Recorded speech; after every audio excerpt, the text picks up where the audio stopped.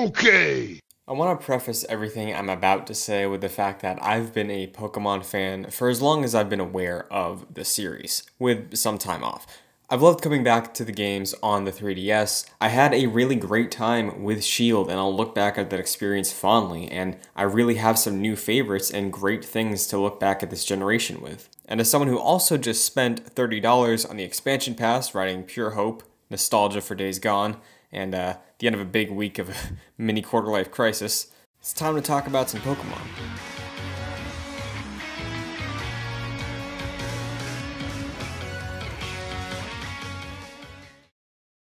Fun fact for you, Pokemon is the highest grossing media franchise in the history of all media. Let that sink in. Pikachu, Ash, and the entire Pokemon series combined has made more money than Star Wars, Marvel, Dragon Ball, The Simpsons, Bionicle. Pretty much if you can think of any piece of pop culture, it wishes it could be as successful as Pokemon is. And if you start thinking about it, it really makes sense. The brand of Pokemon is insanely multifaceted, even more so than some of the ones I just mentioned. From the anime to the trading card game, 8 generations of okay to great video games, spin-offs, toys, marketing deals. There are a lot of ways for the big mouse to make money. It is entirely valid then to recognize that, look at this, and then be upset. Now let me assure you, I think it's okay for Pokemon to stay simple. I honestly prefer when it does, but there are definite aspects of the newest installments, Sword and Shield, that are lackluster considering it's the series' debut on a home console. But the avenues in which a lot of fans expressed that disappointment is not only incredibly ineffective, but also toxic and not good, and we can be better about it. I say we, but I think Pokemon Sword and Shield are fine entries in a series that's been consistently fine since it hit its stride. The only downside is when many wanted and just expected evolution, we were met with the Pokemon Company slamming B on good old Game Freak. Now, we don't know for sure why Pokemon Sword and Shield worked out the way they did, but from the outside perspective, it's not hard to see that Pokemon is being held back by its own success. The simple fact that the highest grossing entertainment property of all time can't even have its console debut be astonishing to me comes down to the fact that there are 3 separate companies that all have a stake in this. Nintendo publishes the games and relies on them to sell systems whenever a launch is planned. Game Freak is the lifeblood of each generation, and the passion they have for game design is clearly there. The ambition of recent entries and additions like the Wild Area or the concept of Ultra Beasts screams a desire to shake up this formula that's been in place for years. The Pokemon Company is responsible for making this well-oiled machine continue to crank out iteration after iteration and be as cost-effective and timely as possible. The simple fact that these 3 essential layers of this Big Mac of a franchise have maintained their grasp on the series since its inception inevitably meant we would be reaching a point of stifled growth, and we, the fans of the series, are really starting to feel it now more than ever. One could argue that Pokemon plateaued at the end of the DS life cycle. Gen 5 was a massive fan favorite, and the shift to 3D soon after was impressive, although it scaled back slightly in terms of the freedom and scope of gens prior. Pokemon, in my own opinion, reached the maximum potential for its modern formula with its current design in Sun and Moon. I loved all 100 hours I spent with Sun. Gen 7 was my first new experience with the series since Gen 4. Gen 8 is essentially Gen 7 in HD. The Wild Area I mentioned earlier does show shades of greatness and innovation in this series that I truly believe Game Freak wants to pursue. Can you imagine having to go into work every day, year after year, follow the exact same formula and outline for designing games for over 2 decades? This is why, on April 25th, 2020, I, Christian Buckley, who thought Pokemon Shield was a fine time with some alright new designs and an interesting idea with the Wild Area, but ultimately something that felt undercooked overall, have purchased the $30 expansion for Pokemon Shield. And it's because I think this is indicative of change. Right at the initial reveal of the expansion pass for Pokemon Sword and Shield, Game Freak established the idea that this half-price DLC would be acting as the expansion we previously would have gotten through another full-price Pokemon game. They even allow us to carry over our Sword Shield saved rather than playing through all the base game content again like we did if we played Crystal, Emerald, or Platinum for the other generations. Those releases were the definitive versions of those generations in the eyes of many, myself included.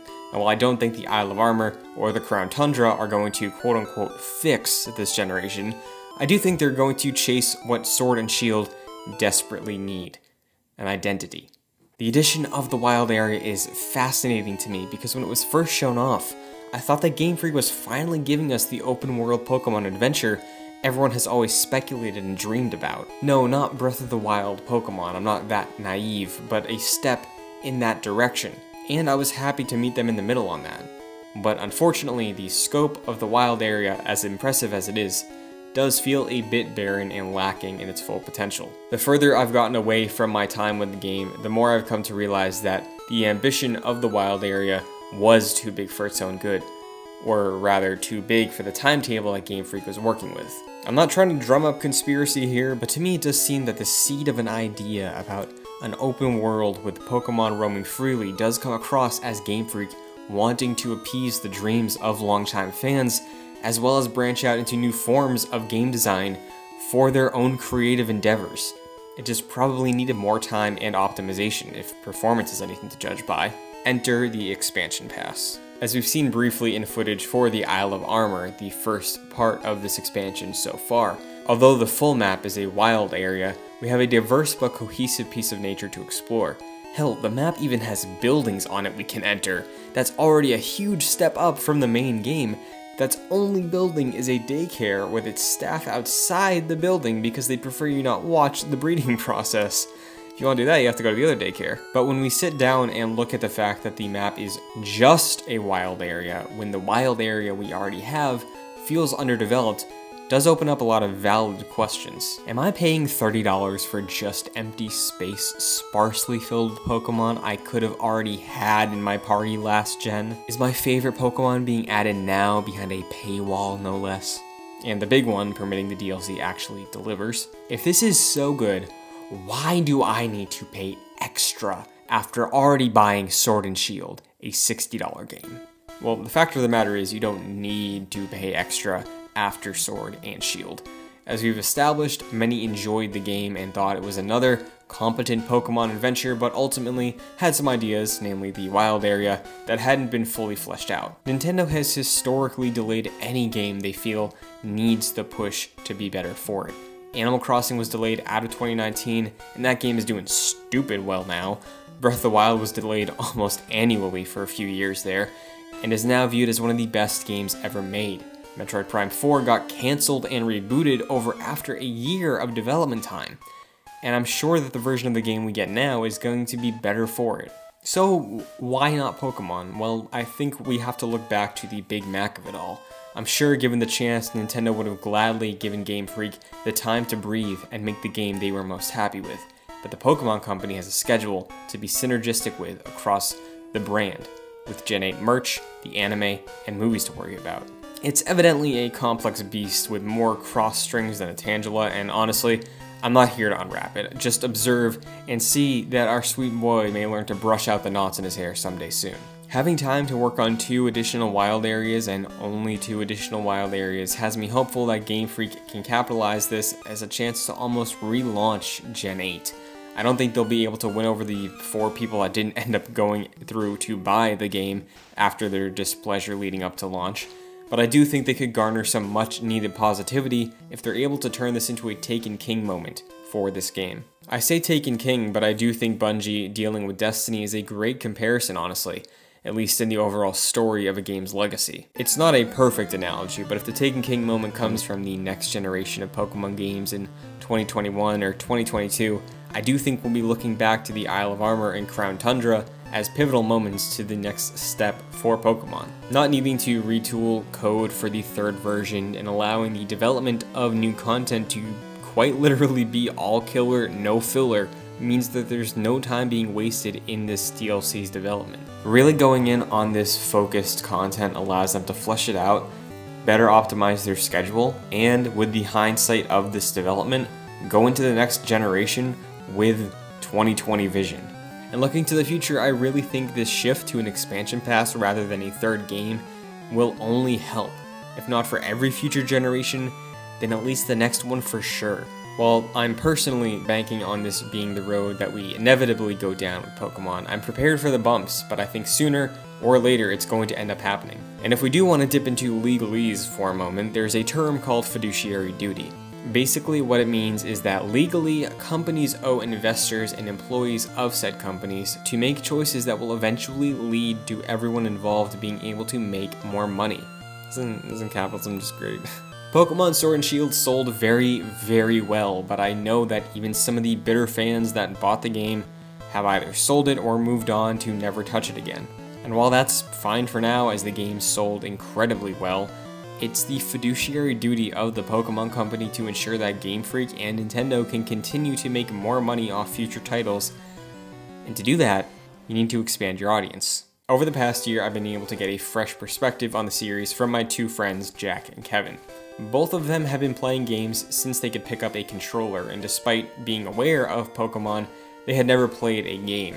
That is until I forced Jack to do it for a podcast, my first Mon, and for Kevin to do it so he could appreciate turn-based combat in his efforts to expand his taste in games. Jack played through Pokemon Blue and had a good time with it outside of some things that hadn't aged super well, but hasn't checked out a new game yet, and honestly from our conversations, it seems that he's hesitant to check out Sword after all of the controversy. Kevin, though, did choose to tackle Sword as his first Pokemon game, and while he's told me he gets the appeal, he almost dropped the game a couple times before convincing himself to go back and finish it off. Now, this is fine, but considering the #1 media franchise in the world still has a fiduciary duty to do more, they can't just aim for the demographic of children. A fitting comparison is Star Wars. George Lucas said that he makes his movies for kids because if you get the kids, you have lifelong fans. And Pokemon even started out like Star Wars. It was a scrappy new kid on the block, and in time, became a bit too grand for its own good. It's like poetry. It rhymes. Pokemon is something incredibly nostalgic for myself and so many others. Something about its creature design is incredibly pure and iconic, signifying a simpler time in many of our lives, and the promise of a whole new world to live in, a whole new land to see, partners to train along the way to becoming the very best every so often is welcome in my eyes, but it would be even more welcome if it was an experience that felt more comprehensive. And in my heart, I'm really believing that this expansion could be the next step to getting a game that hits that stride right out the gate. This type of video is something I've been meaning to make for the channel for a while, and if you appreciated it and enjoyed it, I would love to hear feedback. If you feel this way, if you're hopeful, doubtful, comment down below, let me know your thoughts. What do you hope to get out of the new expansion for Pokemon? Are you getting it? Are you passing on it? And of course, liking the video, sharing it around will help me out a ton. And if you're new and want to see more content like this, be sure to subscribe to stick around for the next few months as we go through this journey together and see what the Sword and Shield expansion has to offer. But that's going to do it for this video. Thank you for watching if you did. It's pizza time.